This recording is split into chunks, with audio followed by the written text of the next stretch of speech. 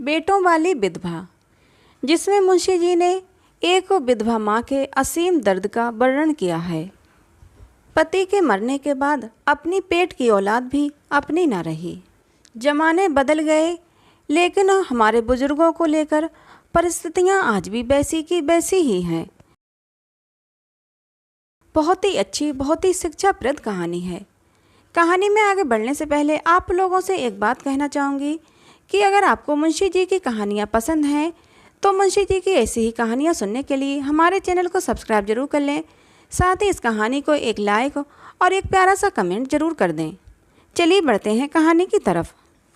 अयोध्यानाथ का देहांत हुआ तो सबने कहा, ईश्वर आदमी की ऐसी ही मौत दे।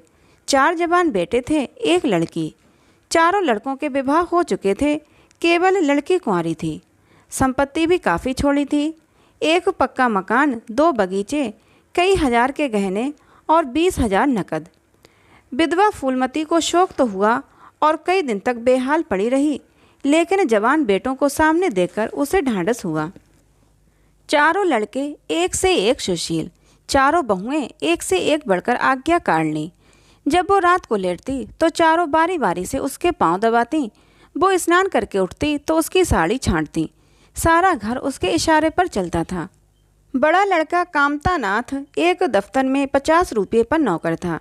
छोटा उमानाथ डॉक्टरी पास कर चुका था और कहीं औषधालय खोलने की फिक्र में था। तीसरा दयानाथ बीए में फेल हो गया था और पत्रिकाओं में लेख लिखकर कुछ न कुछ कमा लेता था। चौथा सीतानाथ चारों में सबसे कुशाग्र बुद्धि और होनहार था। अब की साल बीए प्रथम श्रेणी में पास करके एमए की तैयारी में लगा हुआ था। किसी लड़के में वो दुर्व्यसन, वो छैलापन, वो लुटाऊपन न था जो माता पिता को जलाता और कुल मर्यादा को डुबाता है। फूलमती घर की मालकिन थी। गौ की कुंजियाँ बड़ी बहू के पास रहती थीं। बुढ़िया में वो अधिकार प्रेम न था जो वृद्धजनों को कटु और कलहशील बना दिया करता है, किंतु उसकी इच्छा के बिना कोई बालक मिठाई तक न मंगा सकता था। संध्या हो गई थी। पंडित को मरे आज 12वां दिन था। कल 13 है। ब्रह्म भोज होगा। बिरादरी के लोग निमंत्रित होंगे। उसी की तैयारियां हो रही थीं। फूलमती अपनी कोठरी में बैठी देख रही थी। पल्लेदार बोरे में आटा लाकर रख रहे हैं। घी के टिन आ रहे हैं। शाक और भाजी के टोकरे, शक्कर की बोरियां, दही के मटके चले आ रहे हैं। महापात्र के लिए दान की चीज़ें लाई गईं। बर्तन, कपड़े, पलंग बिछावन, छाते, जूते, छड़ियाँ, लांटेनें आदि। किंतु फूलमती को कोई चीज़ नहीं दिखाई गई। नियमानुसार ये सब सामान उसके पास आने चाहिए थे। वो प्रत्येक वस्तु को देखती, उसे पसंद करती, उसकी मात्रा में कमी बेशी का फैसला करती, तब इन चीज़ों को भंडारे में रखा जाता। क्यों उसे दिखाने और उसकी राय लेने की ज़रूरत नहीं समझी गई। अच्छा, वो आटा 3 ही बोरा क्यों आया?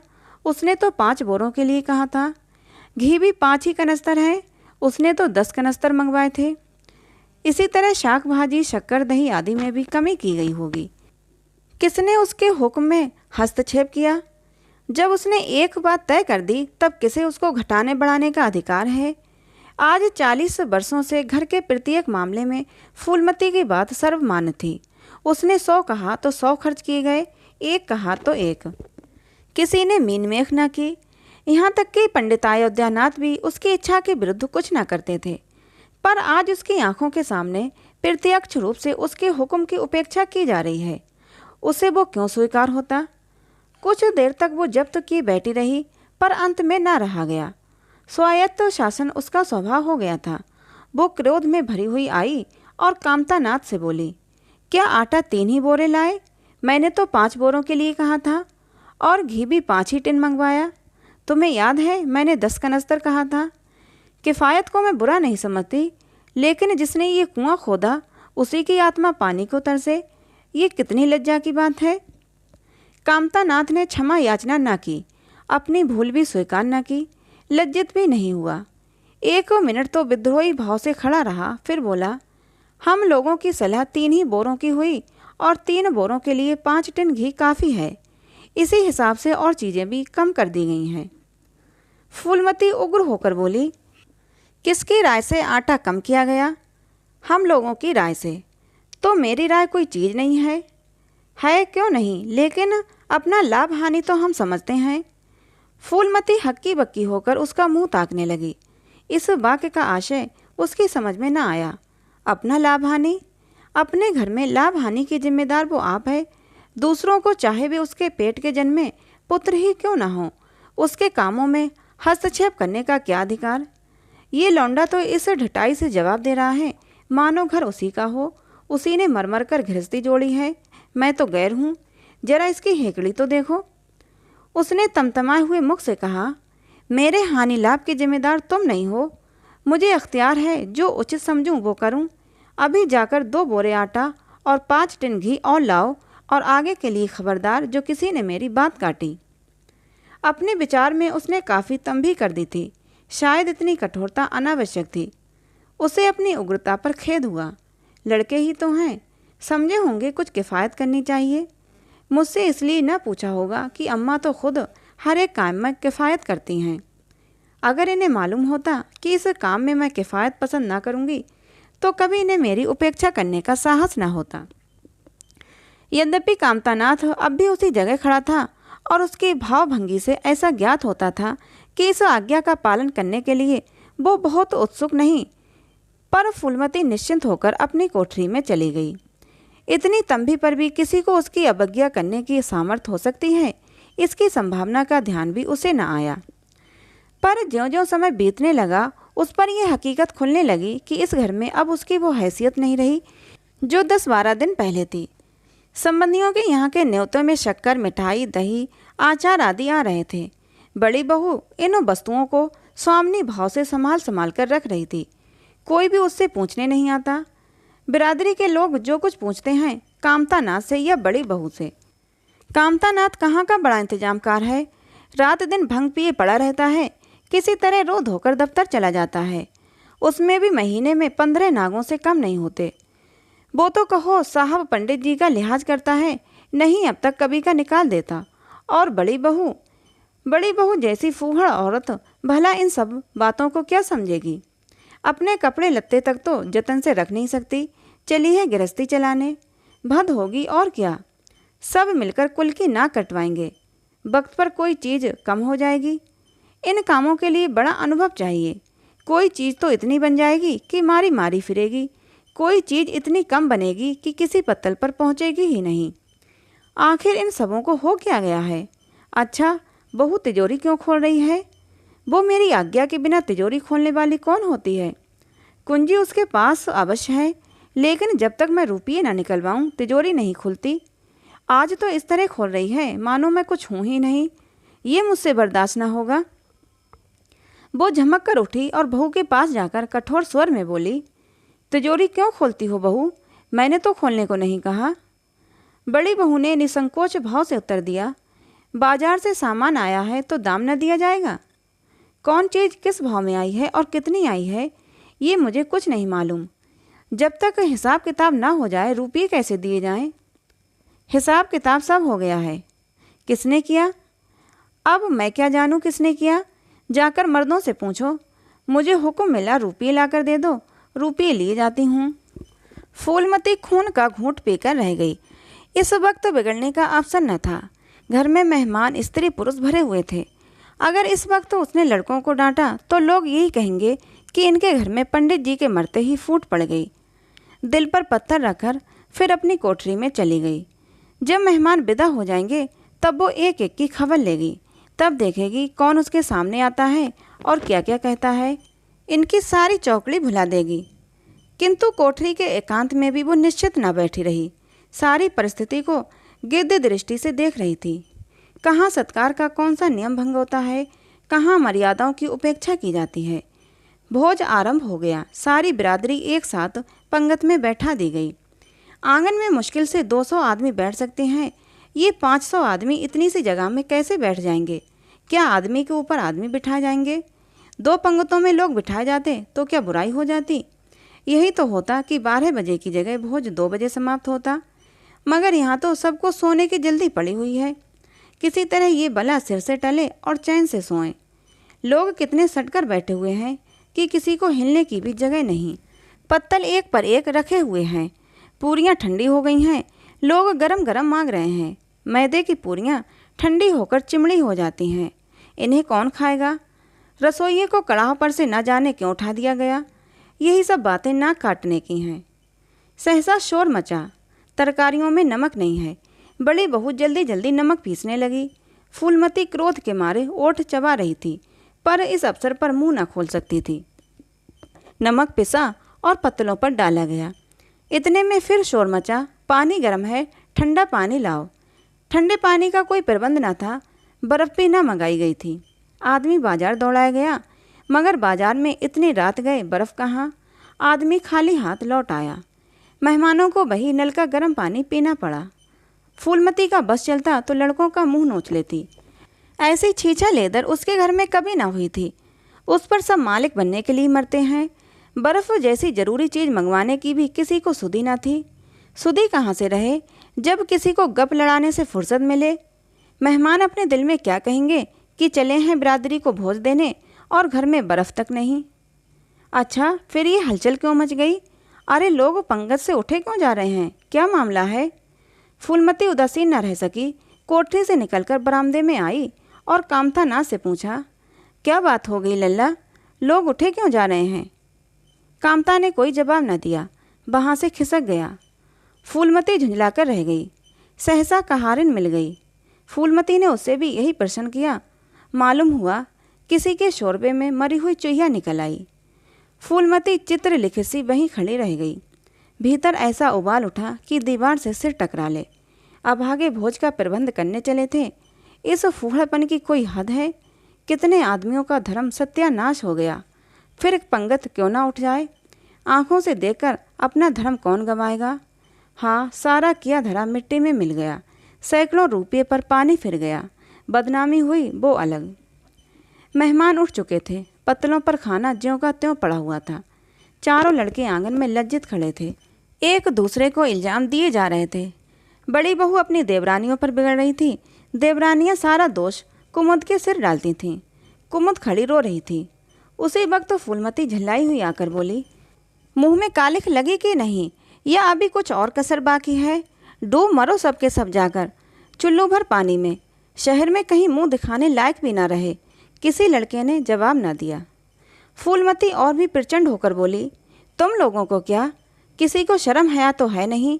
आत्मा तो उनकी रो रही है जिन्होंने अपनी ज़िंदगी भर की कमाई इस मर्जात बनाने में ख़राब कर दी। उनकी पवित्र आत्मा को तुमने यूँ कलंकित किया। शहर में थोड़ी थोड़ी हो रही है, अब कोई तुम्हारे द्वार पर पेशाब करने तो आएगा नहीं। कामता नाथ कुछ देर तक तो चुपचाप खड़ा सुनता रहा। आखिर झुंझला कर बोला, अच्छा अब चुप रहो अम्मा, भूल हुई, हम सब मानते हैं बड़ी भयंकर भूल हुई, लेकिन अब क्या उसके लिए घर के प्राणियों को हलाल कर डालोगी?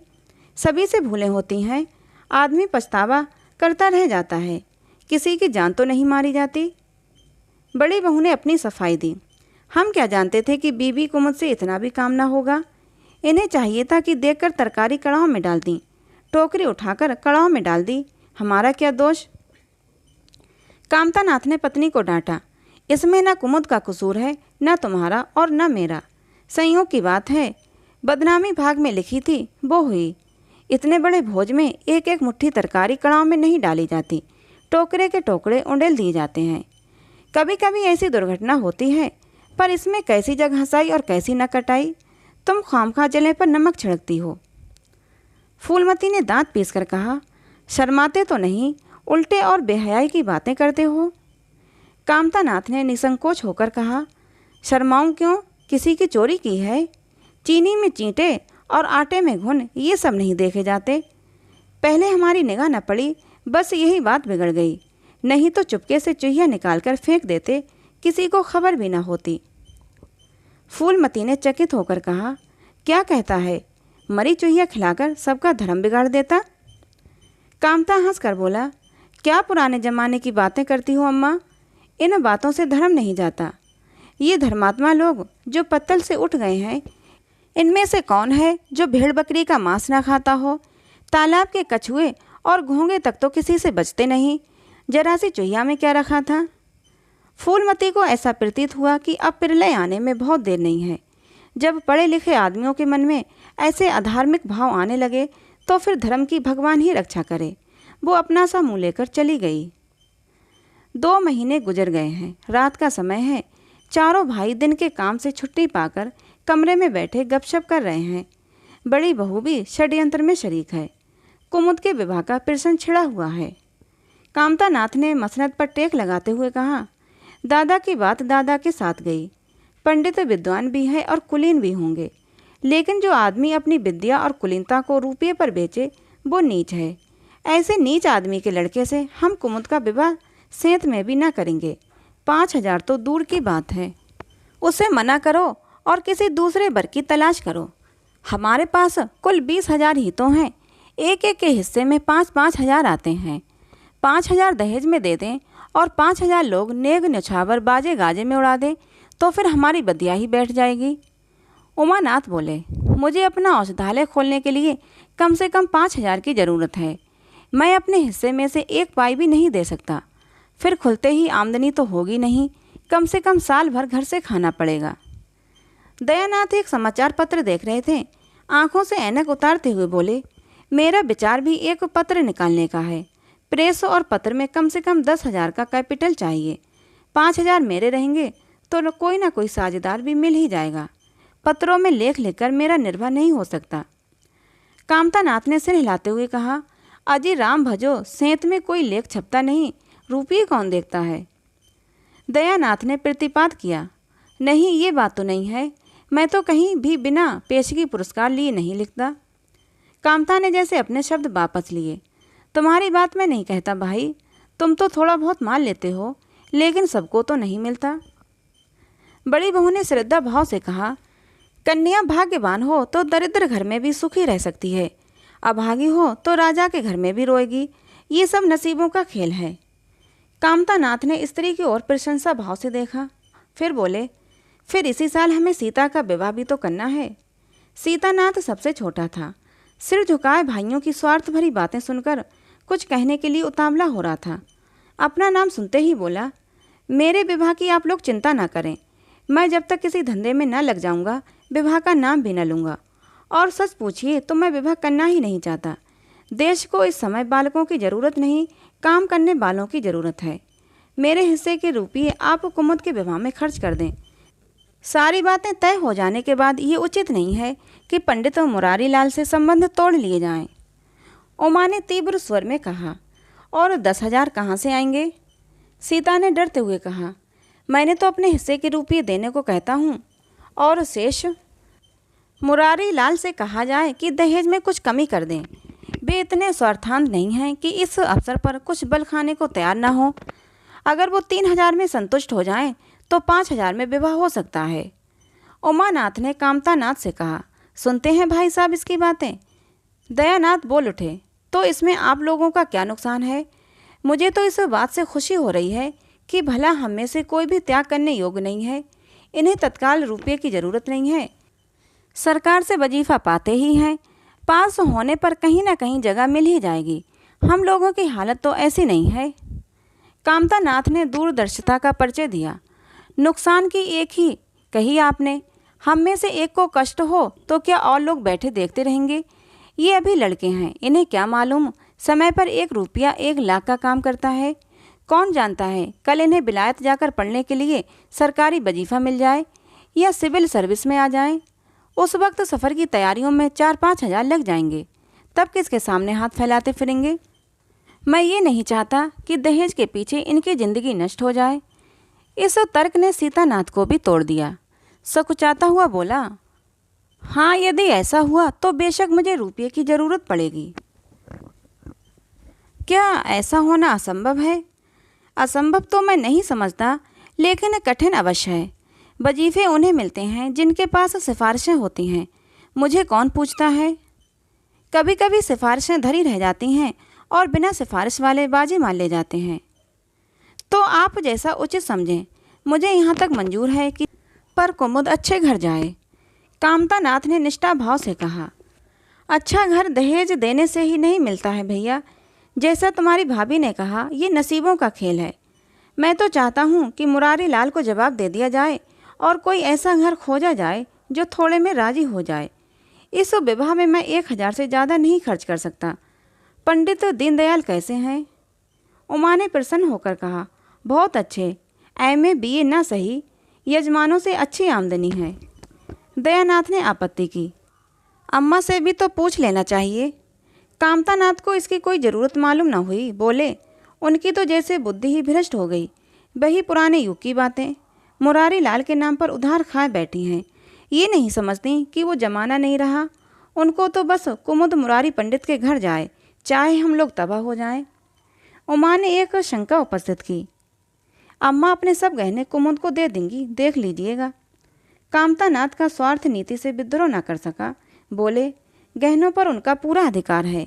ये उनका स्त्री धन है, जिसे चाहे दें, जिसे चाहे ना दें। उमा ने कहा, स्त्री धन है तो क्या वो उसे लुटा देंगी? आखिर वो भी तो दादा की ही कमाई है। किसी की कमाई हो, स्त्री धन पर उनका पूरा अधिकार है। ये कानूनी गोरख धंधे हैं। 20,000 में तो 4 हिस्सेदार हों और 10,000 के गहने अम्मा के पास रह जाएं। देख लेना, इन्हीं के बल पर वो कुमुद का विवाह मुरारी पंडित के घर करेंगी। उमानाथ इतनी बड़ी रकम को इतनी आसानी से नहीं छोड़ सकता था। वो कपट नीति में कुशल है। कोई कौशल रचकर माता से सारे गहने ले लेगा। उस वक्त तक कुमुद के विवाह की चर्चा करके फूलमती को भड़काना उचित नहीं। कामतानाथ ने सिर हिलाकर कहा, भाई मैं इन चालों को पसंद नहीं करता। उमानाथ ने खिसियाकर कहा, गहने 10,000 से कम के न होंगे। कामता अविचलित स्वर में बोले, कितने के ही हों, मैं अनीति में हाथ नहीं डालना चाहता। तो आप अलग बैठिए। हाँ, बीच में भांजी न मारिएगा। मैं अलग रहूँगा। और तुम सीता? अलग रहूँगा। लेकिन जब दयानाथ से यही प्रश्न किया गया तो वो उमानाथ से सहयोग करने को तैयार हो गया। 10,000 में 2,500 तो उसके ही होंगे। इतनी बड़ी रकम के लिए यदि कुछ कौशल भी करना पड़े तो क्षमा है। फूलमती रात को भोजन करके लेटी थी कि उमा और दया उसके पास आकर बैठ गए। दोनों ऐसा मुंह बनाए हुए थे मानो कोई भारी विपत्ति आ पड़ी है। फूलमती ने सशंक होकर पूछा, तुम दोनों घबराए हुए मालूम होते हो। उमा ने सिर खुजलाते हुए कहा, समाचार पत्रों में लेख लिखना बड़े जोखिम का काम है अम्मा। कितना ही बचकर लिखो, लेकिन कहीं ना कहीं पकड़ हो ही जाती है। दयानाथ ने एक लेख लिखा था, उस पर 5,000 की जमानत मांगी गई है। अगर कल तक जमा ना कर दी गई तो गिरफ्तार हो जाएंगे और 10 साल की सज़ा ठुक जाएगी। फूलमती ने सिर पीट कर कहा, ऐसी बातें क्यों लिखते हो बेटा? जानते नहीं हो आजकल हमारे दिन आए हुए हैं, जमानत किसी तरह टल नहीं सकती।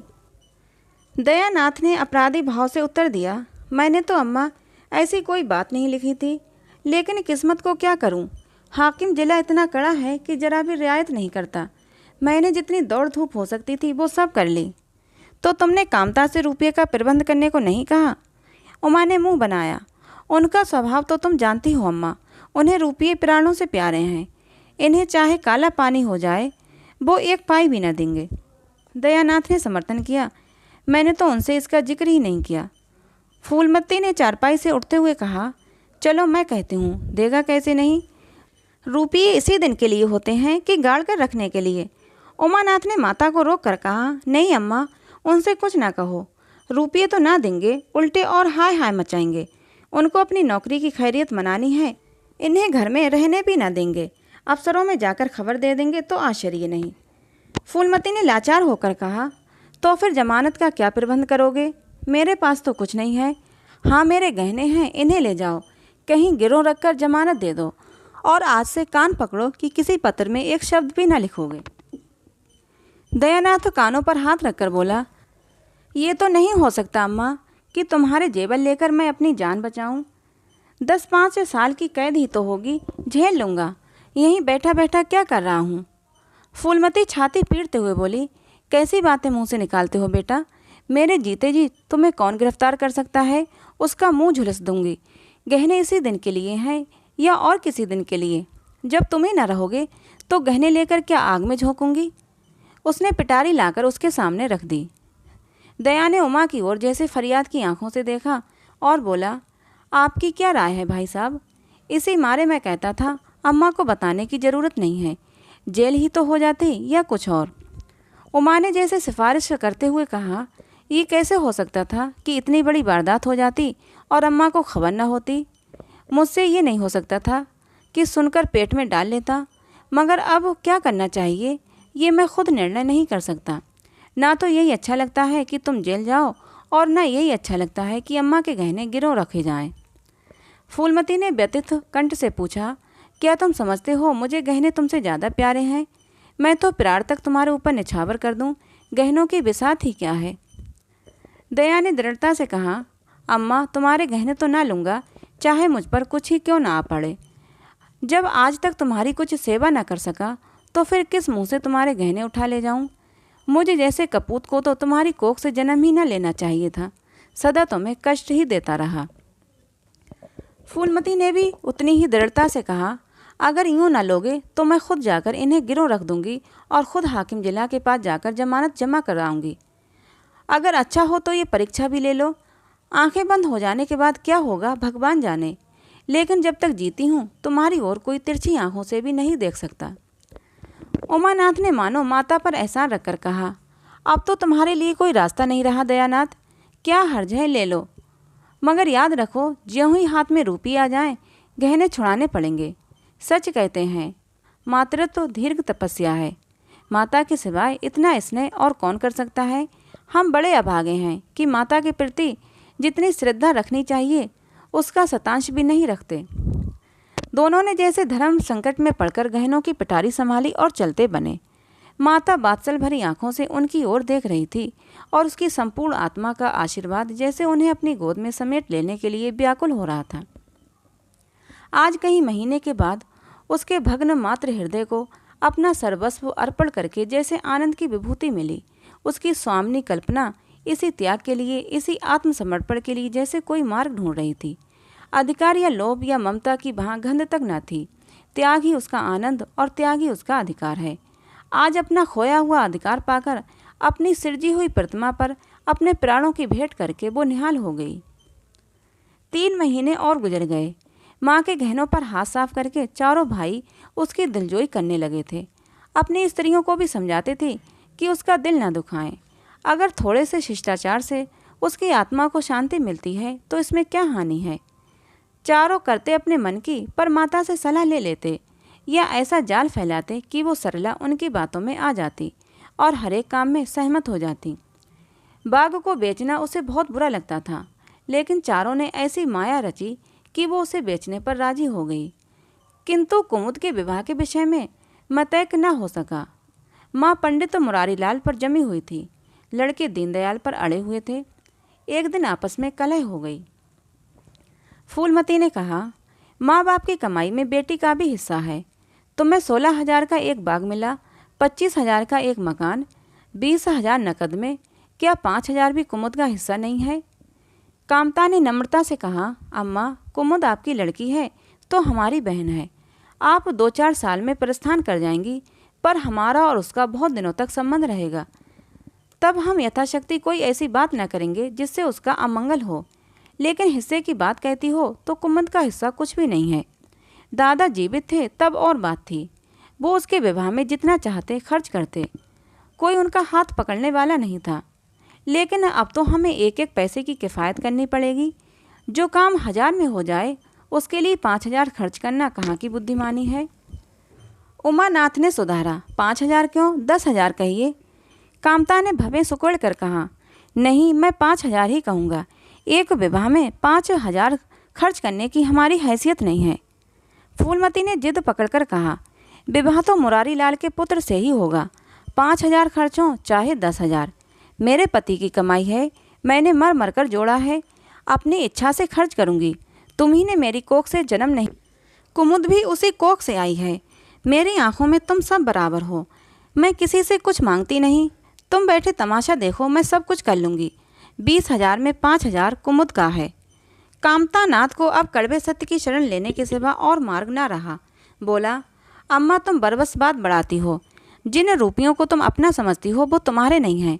तुम हमारी अनुमति के बिना उनमें से कुछ खर्च नहीं कर सकती। फूलमती को जैसे सर्प ने डस लिया। क्या कहा? फिर तो कहना, मैं अपने ही सचे रुपये अपनी इच्छा से खर्च नहीं कर सकती।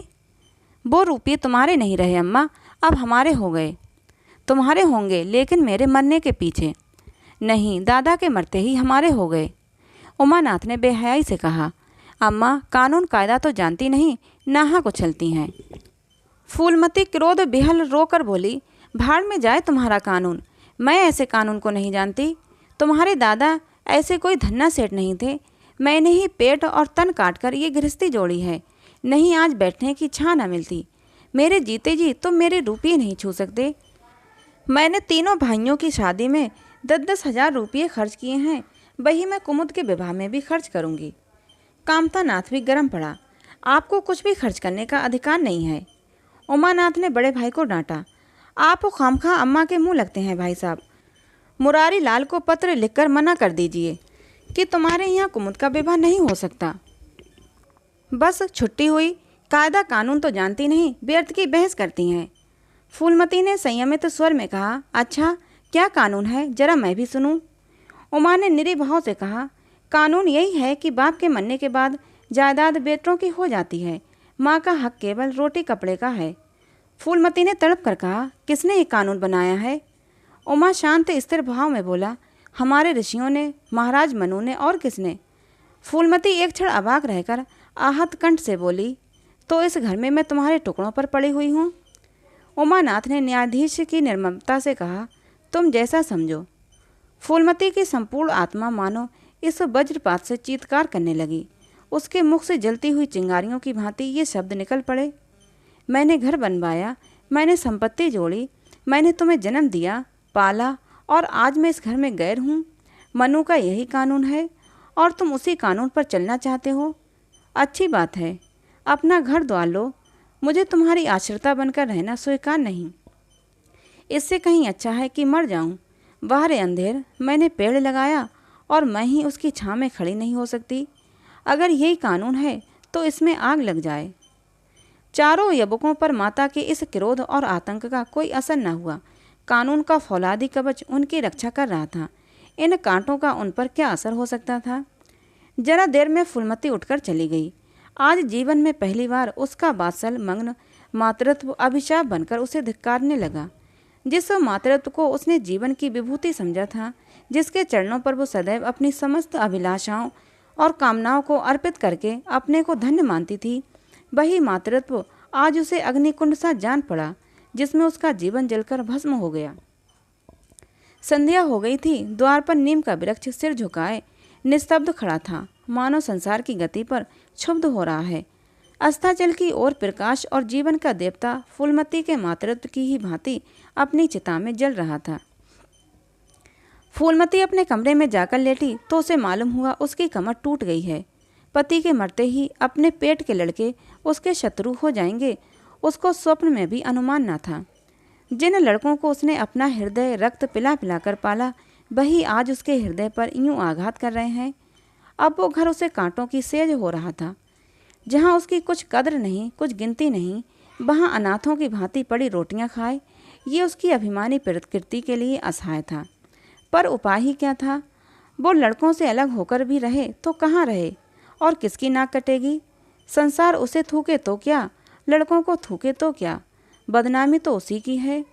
दुनिया यही तो कहेगी कि 4 जवान बेटों के होते बुढ़िया अलग पड़ी हुई है और मजूरी करके अपना पेट पाल रही है। जिन्हें उसने हमेशा नीचा समझा, वही उस पर हंसेंगे। नहीं, वो ये बदनामी नहीं सह सकती। वो अपमान इस अनादर से कहीं ज़्यादा हृदय विदारक था। अब अपना और घर का पर्दा ढका रखने में ही कुशल है। हाँ, अब उसे अपनों को नई परिस्थितियों के अनुकूल बनाना पड़ेगा।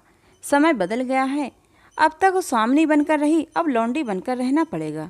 ईश्वर की यही इच्छा है।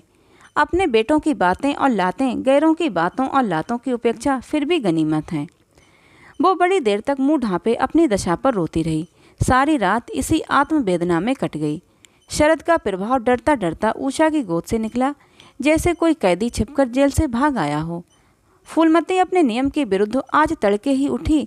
रात भर में उसका मानसिक परिवर्तन हो चुका था।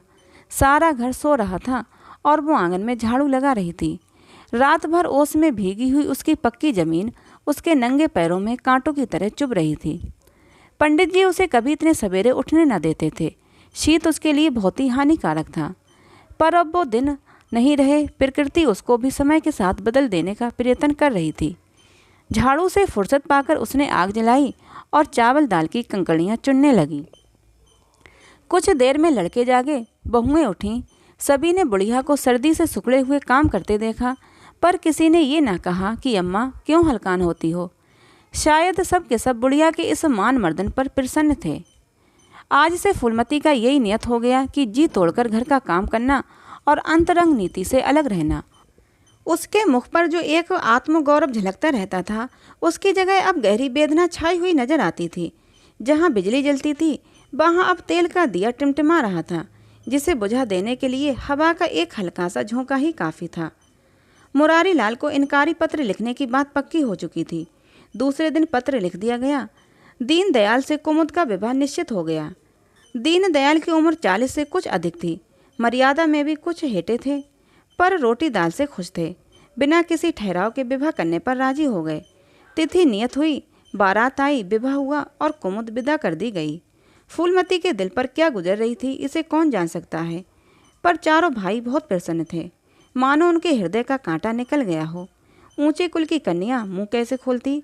भाग्य में सुख भोगना लिखा होगा सुख भोगेगी, दुख भोगना लिखा होगा दुख भोगेगी। हरी इच्छा बेकसों का अंतिम अवलंब है। घर वालों ने जिससे विवाह कर दिया उसमें 1000 ऐब हों, तब भी वो उसका उपास्य, उसका स्वामी है।